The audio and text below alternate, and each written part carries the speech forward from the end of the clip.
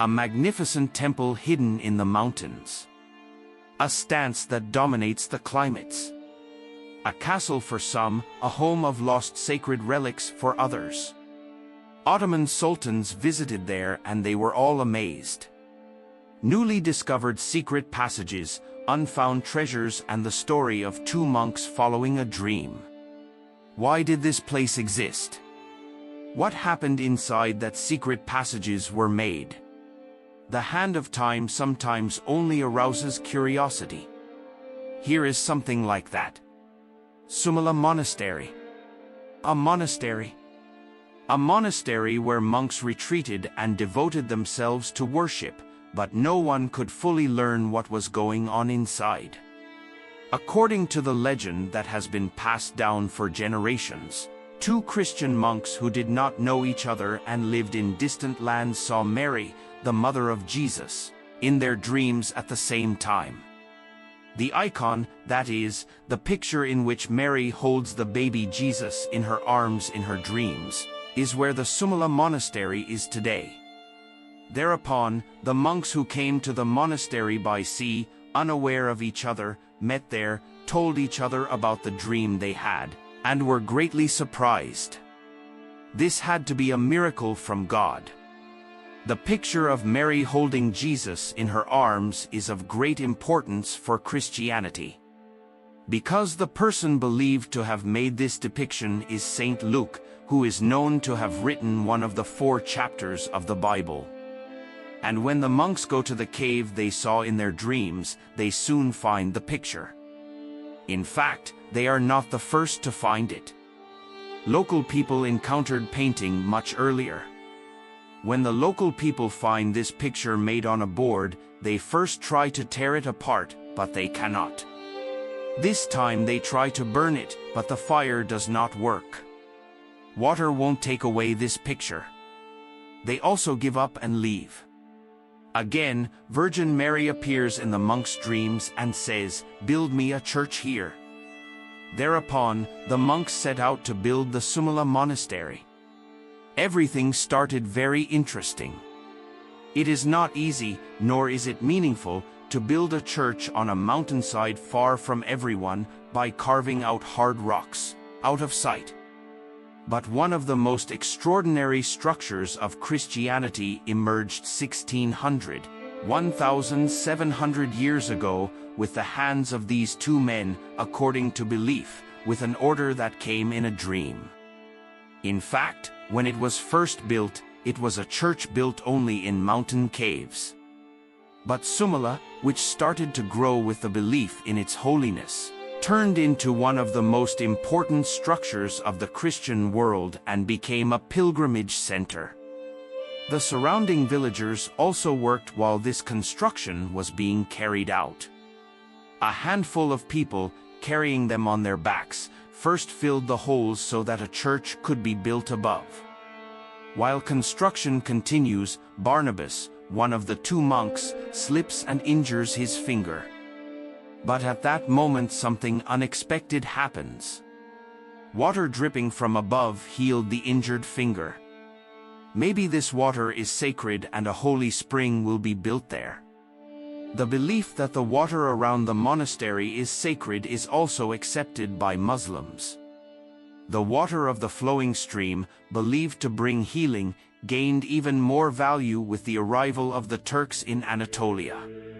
Just as water was sacred according to their old beliefs for the Anatolian Turks, who still live in a blended version of shamanic beliefs and Islam, this belief continued after Islam and continued its existence in various regions, such as in Sumela. In fact, not only Christians were interested in this monastery built among steep rocks. When Mehmed the Conqueror captured Trabzon, he wanted to see this monastery. He was amazed and gave autonomy to the monastery. Selim I came here when he was a prince and gave golden candlesticks as a gift and donated various books to its library. Ottoman sultans gave great importance to the priests, especially in the Sumela Monastery. Almost all the sultans made significant donations and enlarged the monastery's treasury. but Sultan Abdulhamid II provided the most help and support. Thanks to the lands given by Abdulhamid to this monastery, the monastery became the owner of 15 villages around it. Come on, let's go inside this holy house and see what's in store. I would like to introduce some of the paintings that were carved on the walls by the skillful fingers of faithful Christians many years ago. Look, one of the famous frescoes of the church, its name is Mary of Korah. Mary is depicted with Jesus in her womb. It means Mary, who fits God, who cannot fit anywhere in the world, into her belly. Now you see a fresco known as Christ Pantocrator. Have you noticed the fingers of Jesus Christ? He is the high priest forever, the Father, Son, and Holy Spirit Trinity come together in one God, and the other two fingers symbolize the two aspects of Jesus, that is, human and God. Around it is written, I am the shine and light of the world. I am the shine and light of the world. Many of the frescoes in the monastery have no faces. The reason is a completely different mystery. The people who lived around the monastery for many years believed that these frescoes were healing, and they came, took them apart, boiled them in water and drank them. For this reason, some of the paintings do not have faces, while others were removed by historical artifact smugglers. The psychology of the situation stems from the feeling of being one body with a religious element. Just as they ate the door of the Hagia Sophia Mosque, just as they made soup and drank most of the Melik Gazi mummy, the most important Turkish mummy in Kayseri, this is the feeling of establishing a physical bond with the invisible beings of the other world, engraved in our subconscious, combined with ignorance. The monastery attained its present appearance in 1366 during the reign of Alexios III, king of the Trebizond Empire. According to legend, the king, who fell off his horse in the forest, was found by a woman while he was lying unconscious and was taken to the monastery and treated. That woman is Mary, the mother of Jesus Christ. After this incident, Alexios III, whose admiration for the monastery increased, initiated various construction and aid activities. The king watched the solar eclipse in the courtyard of the monastery in 1361. Solar eclipse is a harbinger of big changes, good or bad omens that will come true. He must have been aware of this because he got along well with the Turkish lords and married his 2 sisters and 4 daughters to the Turkmen lords. So why was such a monastery built on such an inaccessible and difficult hillside? Why not in the center of the city, but among the mountains that human beings were once unaware of? In fact, the answer to this question lies in the basis of Christianity. Churches in city centers could not serve the spread of Christianity in villages. This task fell to the monks, who devoted themselves to their faith and were detached from worldly life by going into religious seclusion, in places far from the center. Monks built small churches in wild lands wherever they went, allowing villagers and travelers to worship there and pagans to become Christians. The miracles that were rumored to have occurred caused the people to attribute sanctity to the place. According to some researchers, the reason why these monasteries were built in such remote places is competition between religions. Yes, because pagans before Christianity usually built temples by arranging a few stones at the ends of mountains, in the center of wildlife, or by building them in a complicated way. With the spread of Christianity, these small and large temples belonging to pagans began to lose their value and were converted into churches, by combining with the Christian faith. Just like many examples in history, many miracles, such as people boiling their eyes and drinking it, believing that the frescoes on the walls are healing, and the belief that the waters are healing and sacred, point to the existence of a pagan temple in the place where the monastery is located. Why is the monastery here, which is not explained by any fact other than a miracle? Maybe this is how we answer the question. If we look at it, we come across many Sumela-like monasteries both in Turkey and in the Orthodox geography of the Christian world. However, Sumela Monastery holds a special place when combined with both its magnificence and the rich vegetation of the Black Sea coast. The return from paganism to the Abrahamic religious tradition is also seen in Islam. There is even a similar situation in Göbekli Tepe, which is a very special place for Turks. The owner of the Göbekli Tepe land said in an interview that even before there were any traces of the excavation sites, local people came here to pray, fast and worship. Even though a sacred area that was tens of thousands of years old was covered with soil, it was still considered sacred after Islam. This is how society's subconscious continues to operate. Sumela Monastery has become even more valuable with the belief that the Virgin Mary wanted a church to be built here in her dream, and has become a center of pilgrimage for Orthodox Christians.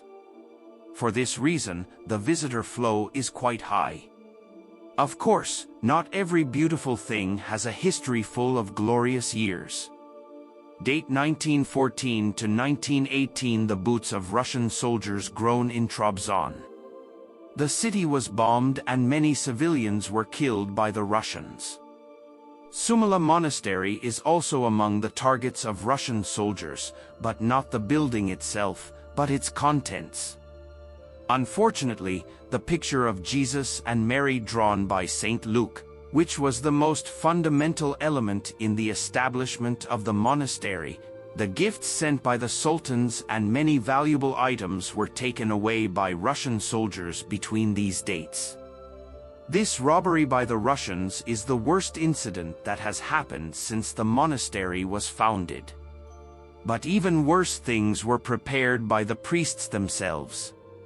Sumela Monastery became one of the important centers of the Pontus people who wanted to establish an independent Greek state in the Black Sea, after Anatolia was invaded by the enemy. Dozens of villages around the monastery were already Christian Greek villages, and they ganged up and started a frenzy of violence in the Black Sea. However, as a result of the War of Independence won under the leadership of the Kuvay-i Milliye movement and Mustafa Kemal Ataturk, the parliament did not forget this betrayal of the monastery, and it was closed in 1924, and the monks were sent from the Republic of Turkey. From 1924 to 1953, the monastery was an abandoned building used only as a lodge for hunters and shepherds. American soldiers who came to Turkey in 1953 with the agreements made by Adnan Menderes became the first foreigners to officially enter the monastery. In 2010, on August 15th, which is accepted as the Ascension Day of the Virgin Mary and considered sacred by Christians, the first Mass was held after 88 years, and the ceremony was led by Bartolomos I, the Patriarch of the Greek Orthodox Patriarchate of Istanbul. And something interesting has happened in the monastery in recent years. It was closed to visitors in 2015 and a 5-year restoration work was started. Meanwhile, it was discovered that there were some secret passages. By following the secret passages, a chapel, considered a place of worship by Christians, was unearthed. Frescoes depicting heaven and hell, death and life that have never been seen before were found inside the chapel. Although the answer to the question of why a chapel was built in this section and connected with a secret passage is not fully answered, it is considered that this section may be the oldest area of the monastery and, beyond that, it may take us to other surprising rooms. The restoration, which started in 2015, is one of the most difficult restoration works done in Turkey.